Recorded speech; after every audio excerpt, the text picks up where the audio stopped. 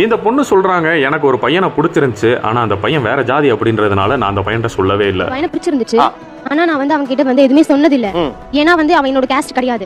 அதனால நான் வந்து நான் உன்னை லவ் பண்ணல அப்படின்ட்டு. அந்த பையனை பிடிச்சிருந்துச்சு, ஆனா அவங்க ஜாதி இல்லங்கறதால காதல சொல்லல. நான் முதல்ல அந்த வீடியோவை பார்க்கும்போது என்ன நினைச்சேன்னா, இந்த பொண்ணு ரொம்ப தெளிவா இருக்கு, அவேரா இருக்கு. ஒருவேளை நம்ம அந்த பையனை காதல சொல்லி அந்த பையனை லவ் பண்ண வச்சு அவனை ஒருவேளை நம்ம கல்யாணமே பண்ணாலும் நம்ம வீட்டுல உள்ள தற்கொலை பேலே அவனை கொன்னாலும் கொண்டுருவாங்க அப்படின்றதுனால தான் அந்த பொண்ணு வேணான்னு சொல்லுதுன்னு நான் நினைச்சேன். அடுத்து அந்த பொண்ணு ஒரு வார்த்தை சொல்லிச்சு பாருங்க, அடுத்த நொடியே அந்த பொண்ணை பார்க்க எனக்கு அருவருப்பா இருந்துச்சு. அந்த பையனை பிடிச்சிருந்துச்சு, ஆனா அவங்க ஜாதி இல்லங்கறதால காதல சொல்லல. அதனால மட்டும் தான் நான் வந்து இந்த பையனை பண்ணக்கூடாது அப்படின்றது ஒரு வெறியில இருந்தேன். பாத்தீங்களா, அந்த நேர்மையான அம்மா எவ்வளவு ஓப்பனா சொல்றாங்க. அந்த பையன் வேற ஜாதின்றனால மட்டும் தான் பண்ணக்கூடாதுன்னு ஒரு வெறியில இருந்தேன். வேற எந்த உதாரணமும் தேவையில்ல. ஜாதி வெறிக்கு பெரிய உதாரணமா அந்த பொண்ணே உட்கார்ந்துருக்கு. இப்பவும் இந்த பொண்ணு மேல எனக்கு ஒரு மரியாதை இருக்கு. இந்த பொண்ணு அந்த பையன்கிட்ட காதல சொல்லாததான் நல்லது. அந்த பையன் ஏன்னா இந்த மாதிரி ஒரு ஜாதி வெறி பிடிச்ச தற்கொலையை கல்யாணம் பண்ணி வாழ்றதுக்கு அவன் காலம் பூரா பிரம்மச்சாரியாவே இருந்து வாழ்ந்து செத்துட்டு போயிடலாம்.